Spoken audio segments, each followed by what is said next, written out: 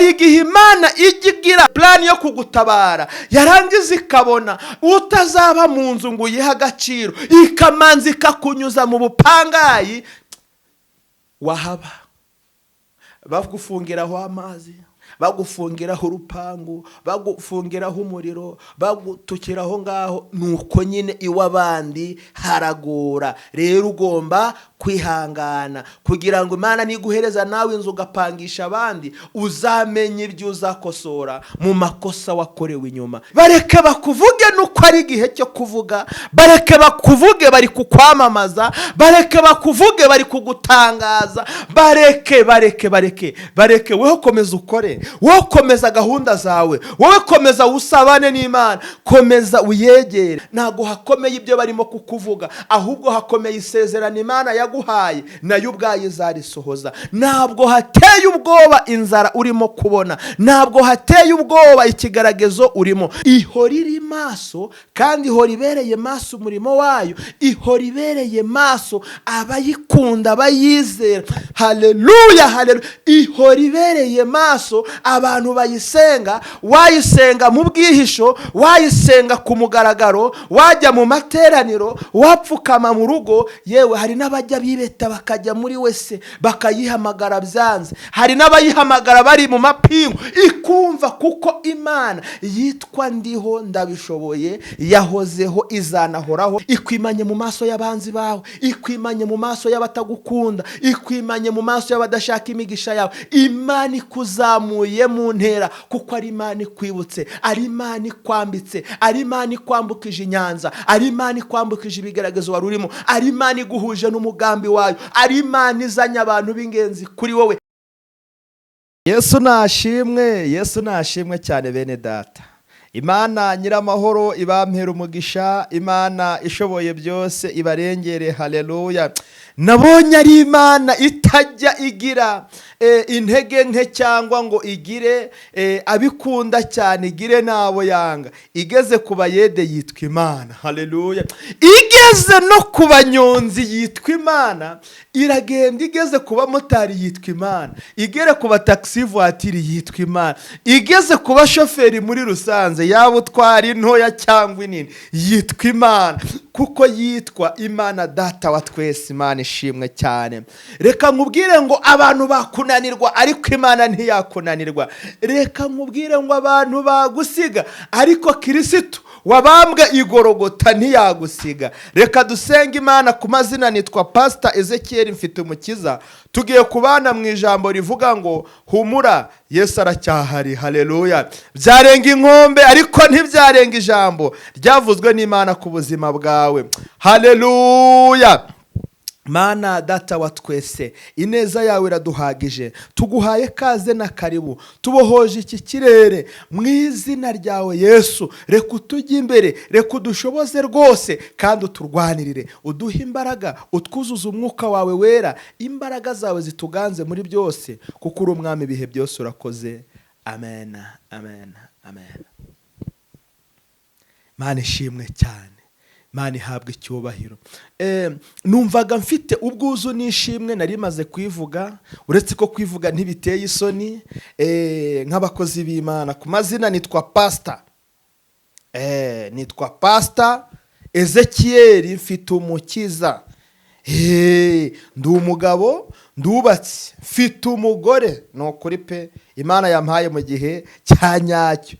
Irangije iravuga atakira, ndakira icyo Imana impaye, nsanga ari umugisha Imana impaye.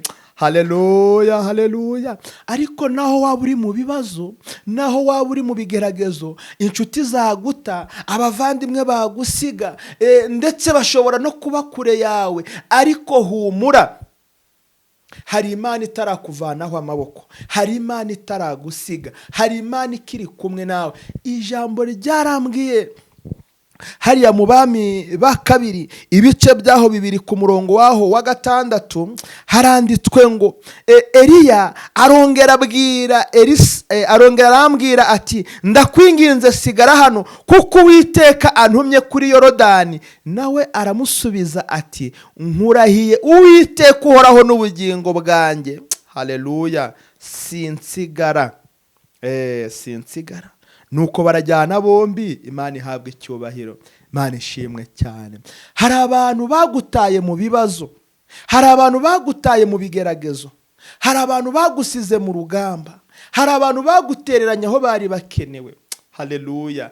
Ariko uyu munsi nkuzaniye ijambo rivuga ngo Uwiteka agiye kuguhagurukiriza abantu bagukeneye.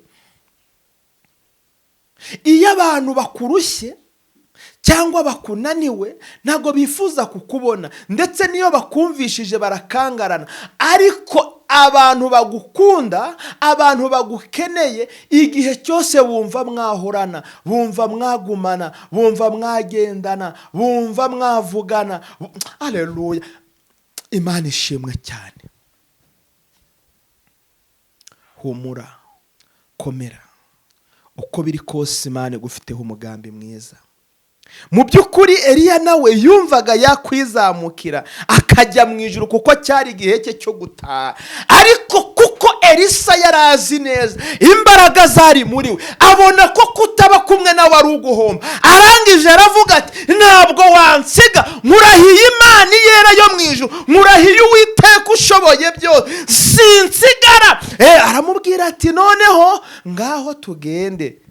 Imana itugirire neza cyane.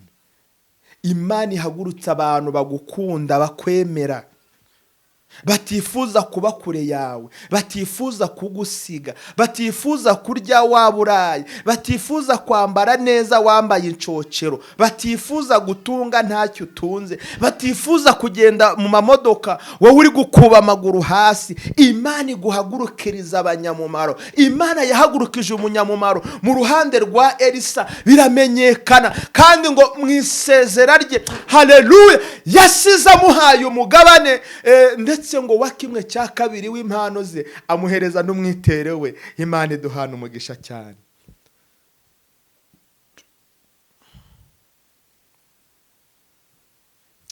Abantu bagira amagambo, ariko Imana niyo ifite ijambo rimwe rizima rya nyuma ku buzima bwawe.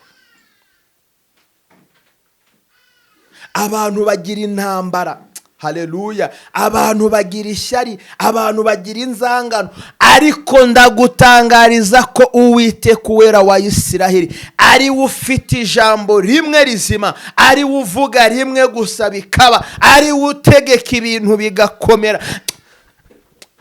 Imana nyiramahoro ikwiyereke. Ndimo kumva imbaraga z'umwuka zinzaho. Ese ni umusore wakwanze? Ese ni umukobwa wakwanze? Yesu aracyagukunze, Yesu aracyaguhagazeho, Yesu aracyagufite mu biganza bye. Imana ishimwe cyane. Naho amaboko y'abami n'abakomeye, naho amaboko y'abayobozi n'ay'abatware, naho ibihugu ndetse n'isi muri rusange yananirwa, ijambo ryarambwiye ngo amasezerano yose uko Imana yatanga hari ikiba kiyakomeje, ni amaraso y'umwami wacu Yesu Kristo. Haleluya. Ngo kandi naho isi yavaho ijuru rikavaho, rya jambo Imana yavuganye nawe rirasohora. Haleluya. Uwo bita yari afite isezerano ko azabona umwana w'umuhungu, arihangana. Haleluya. Arakomeza aratitiriza Imana, amaherezo Samweli araboneka. Haleluya. Imana ibimukijije umugongo wa mukeba. Haleluya. Imana ibimukijije imisonga ya mukeba. Imana iratabara si ukubeshya. Nta sengesho rijya ripfa ubusa. Ayo Dawidi yasengeye mu ishyamba bwake yaba umwami ku mugaragaro. Nta cyubahiro nigeze mbona cy'abasungareri, kuko icyubahiro ni akamaro. Nshuti yanjye mwene data, humura, komera, shikama. Nubwo bavuze ko uri indaya, ariko humura, hari Imana yakurinze. Nubwo bavuze ko uri igisambo, haracyari amahirwe yo kwihana. Bibiri byihaniye ku musaraba, kimwe kirababarirwa, ikindi kihagazeho kirarimbuka. Imana ishimwe cyane. Haracyari amahirwe yo gukira, nasanze muri isi turimo ibintu byose ari ibibazo. Uraba ufite ni ibibazo, uraba udafite ni ibibazo, uraba uri umusore ni ibibazo, uraba uri umugabo ni ibibazo, uraba uri umukobwa ni ibibazo, uraba uri umubyeyi ni ibibazo, uraba utunze ni ibibazo, uraba udatunze ni ibibazo. Reka nkubwire ko Imana y'abapangayi ijya imenya ko iya mbere yageze ikabahereza yo kwishyura, izina ry'Imana rigahabwa icyubahiro. Rero ndagira ngo nkubwire ngo imbaraga zikurengera ziri muri wowe. Bareke bakuvuge nuko ari igihe cyo kuvuga, bareke bakuvuge bari kukwamamaza, bareke bakuvuge bari kugutangaza, bareke weho komeza ukore, wowe komeza gahunda zawe, wowe komeza usabane n'Imana, komeza uyegere. Imana iri mu kazi. Aho bazajya kugarukira, aho bazajya kukwibuka, uzaba waramaze gufata indi ntera ndetse umaze gutera imbere ku rwego rudasanzwe. Humura rero, Imana ifite amaboko, Imana irihagije, Imana ifite imbaraga, Imana ifite gukora kwayo, Imana ifite kugira neza. Ni ukuri Imana ntigira mukeba wayo ngo izamanza ngo itinde iri kumwibazaho. Oya, ntabwo igisaza ngo bazayishakira akabando dore ko ibiti by'ubu bitagikomera. Oya, nta nubwo ifite ubwoba bw'imbeho ngo iranyagirwa ngo bayanure. Oya, ihora iri maso kandi ihora ibereye maso umurimo wayo, ihora ibereye maso abayikunda, abayizera. Haleluya, haleluya. Ihora ibereye maso abantu bayisenga, wayisenga mu bwihisho, wayisenga ku mugaragaro, wajya mu materaniro, wapfukama mu rugo. Yewe hari n'abajya bibeta bakajya muri wese bakayihamagara byanze, hari n'abayihamagara bari mu mapingu ikumva, kuko Imana yitwa ndiho ndabishoboye, yahozeho, izanahoraho n'indi minsi yose. Imana ishimwe cyane, Imana ihabwa icyubahiro. Imana ni umukozi w'umuhanga, Imana irihagije, Imana irihagije. Ndagira ngo dufatikanye gusenga Imana. Niki cyari cyakunaniye? Ese ni mu rugo byari byanze? Ni mu baturanyi byari byanze? Ese ni renti, ni ubupangayi bwari bwakunaniye? Ni amashuri yari yabaye ikibazo? Mu kazi se wari uri gucuruza byari byanze? Abaturanyi bawe ntibakikwishimira? Ese ni amarozi yari aguteye ubwoba? Ni urubyaro rwatinze kuboneka? Ese ni ikihe kibazo cyari gihari? Ni sida se? Ese ni kanseri? Ni diyabeti? Oya, humura, mu ijuru hari Imana ibohora, hari Imana itaba, hari Imana ikiza. Haleluya. Yiyeretse Eliya, haleluya, yiyeretse Eliya, imaze kumwiyereka iramubwira ati humura Eliya mwana wanjye turi kumwe. Iramubwira ati humura Eliya mwana wanjye sinagusiga. Haleluya, sinagusiga. Imana ishimwe cyane. Eliya yari yagize ubwoba, aravuga ati abahanuzi bose bamaze gupfa, barangiye. Hari igihe ujya ubona nawe ibibazo byakurangiranye, hari igihe ujya ubona ibigaragazo byakurangiranye, hari igihe ujya ubona urugamba rwakurangiranye. Ariko nkubwire ngo dufite Imana ifite imbaraga, dufite Imana ifite ubushobozi, dufite Imana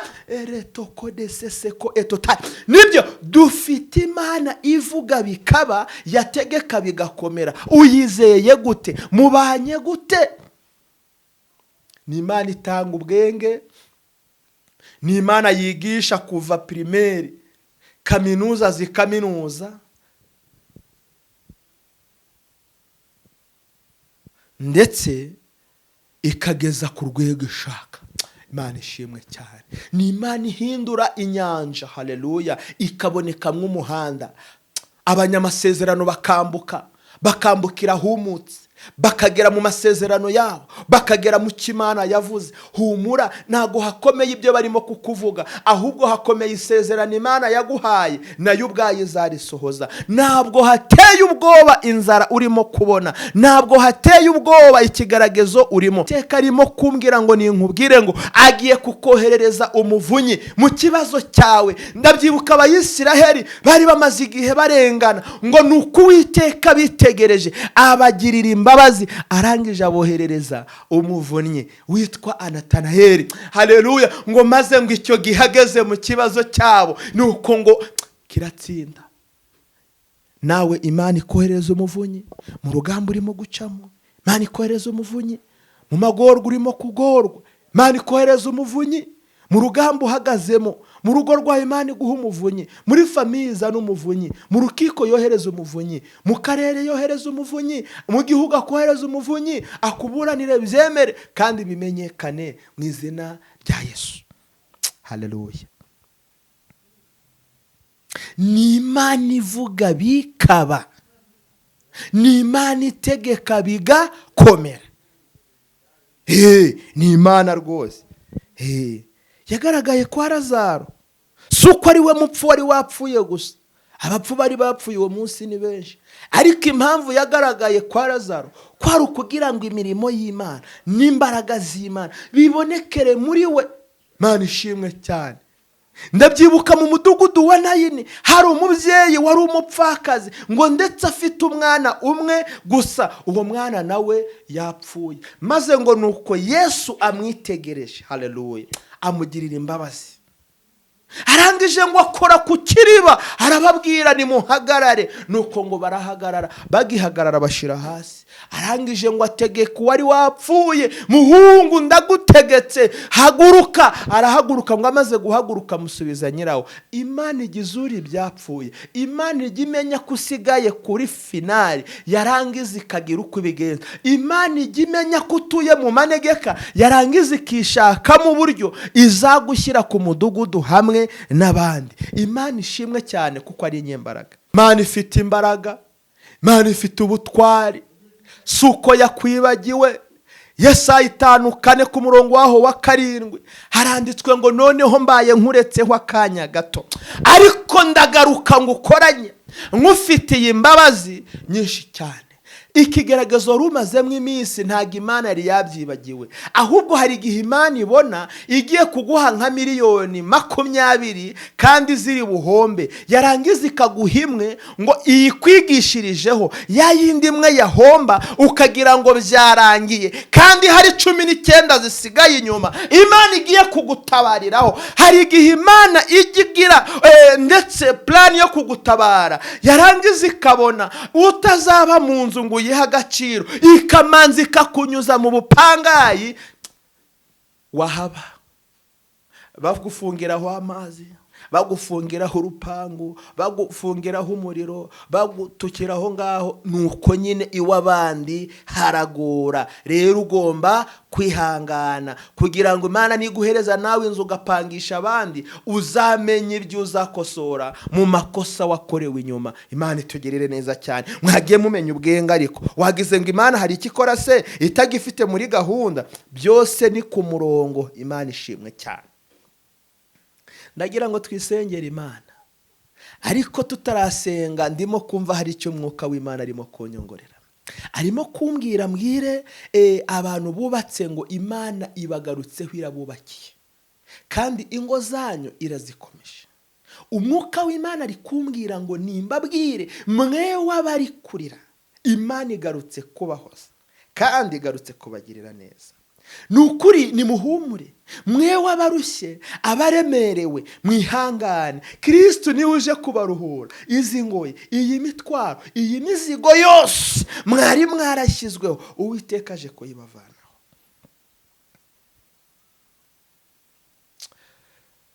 Turavuga ishimwe ryawe, turavuga imbaraga, turavuga n'imirimo iyo twakubonanye.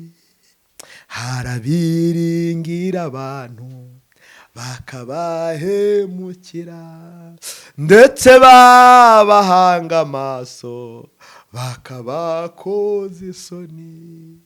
Wowe ntujya uhemuka, Kristo ntago ajya ahemuka kandi ntukoza isoni. Adukunda twese. Haleluya. Akunda abanyonzi, akunda abashoferi, akunda abahinzi, akunda abantu bakora mu biro, akunda ingabo, akunda. Ariko Mana ni Imana y'abasirikari, ikaba Imana y'abapolisi, ni Imana y'abaperezida, ni Imana y'abaministre, ni Imana y'abakene, ikaba Imana y'abatindi n'abatindi nyakurya.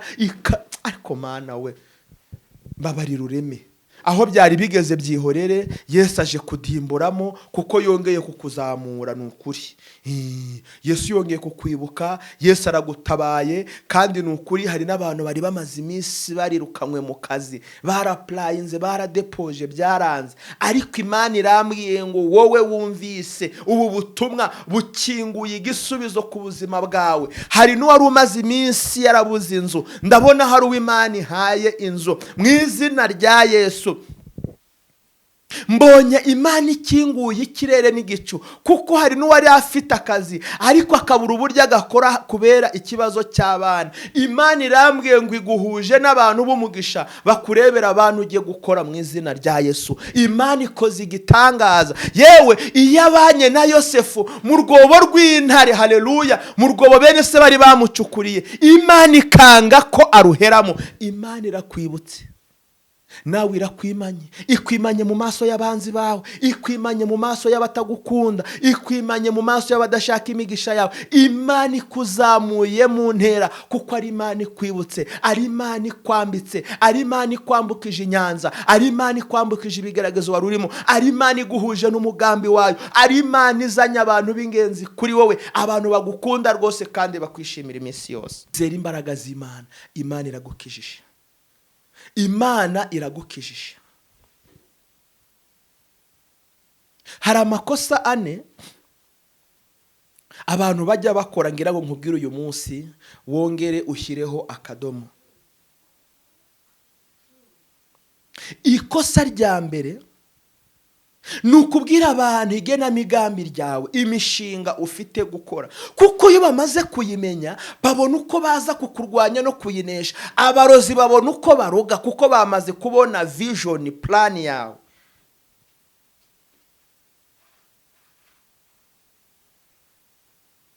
You don't share plan. ntabwo wemerewe gusangiza abantu imishinga yawe, plani zawe. iyo ni kese ya mbere.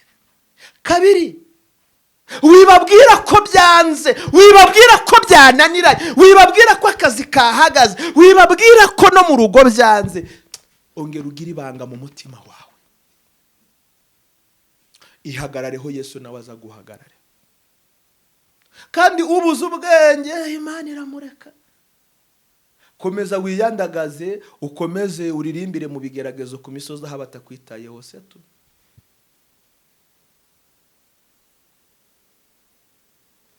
gatatu, wibwira abantu ko winjiza nuko wunguka. iyo ni isoko Imana yagukinguriye, iyo ni inzira Imana yaguciriye, ubwo ni ubuturo Imana yaguhaye ngo turemo. none urimo urabusangiza abandi, urimo urabusharinga abandi. ese ibanga risigaye muri we ni irihe? 4, si iby'agaciro kubaho utagira ibanga mu buzima bwawe. none ko byose wabaye biri hanze, uzavuga ngo Imana yatinze gukora, yatinze gusohoza. bamaso, ca bugufi, iringira Imana. Yesu arakora. reka dusenga Imana. hari ibihe by'urugamba, hari ibihe by'imisozi, hari ibihe byo kunanirwa, hari ibihe byo gucogora, hari ibihe byo kurambirwa, ariko hari n'Imana idutabara uko bukeye nuko bwije. ndagira ngo dusenge Imana rero. nihe wari unaniriwe? mu rugo byari byanze, urubyaro byari byananiranye, ni ubugumba se, ni ubupfubyi, ni ubupfakazi. ese wibagiwe ko Yesu ari se w'imfubyi, akaba umugabo w'abapfakazi? wari uyobewe ko Yesu ari byose kumufite? ijambo ryarambwiye ngo niba itarimanye umwana wayo, izabura ite kumuduhana n'ibindi byose? komera, ihangane, shikama. nawe byari byabaye birebire cyane. ijambo ryarambwiye ngo nzakujya imbere, ahataringaniye maringanize. Mana data wa twese, ndagushimye muri isaha y'agaciro uduhaye kongera kuganira n'ubwoko bwawe. turagushimye, tugushimiye ijambo ryawe ry'imbaraga, kuko ribohora, ritegeka, rirema, kandi ari ryo rishobora kuduhereza kugubwa neza nawe. data turatuje ntutuze. Iri jambo rikomeze rihindure imitima yacu, rigere ku bapangayi babona ubwishyu, rigere ku bashonji bahembuke, rigere ku bambaye ubusa bambare, rigere ku bari babuze uko babigenza ubaremere. Mana, buri umwe wese uryakira ahure n'ukuboko kwawe. Sabye bike ngo byinshi ubiduhere mu izina no mu mbaraga zawe Yesu, urakoze. Amen, amen, amen. Ewa Pastor Ezechiel Mfitumukiza, mbifurije ibihe byiza, amahoro y'Imana akomeze abagote, ibisubizo by'Imana bikomeze bibaganze, imigisha y'uwera ikomeze ibagote, amaraso ya Kristo akomeze abatwikire, kandi Imana ibamurikishirize mu maso hayo, ibahuze n'abantu bingira akamaro ku buzima bwanyu, ibahagurukirize umuvunyi kugira ngo aze kubaburanira, ibahagurukirize umuhesha kugira ngo aze kubahesha ibyanyu, aze kubahesha imigisha yanyu, aze kubahesha ibyanyu mwabuze, aze kubahesha amasezerano yanyu yarafunzwe, mu izina ry'Imana Data wa twese. Shalom shalom. Imana ishimwe cyane.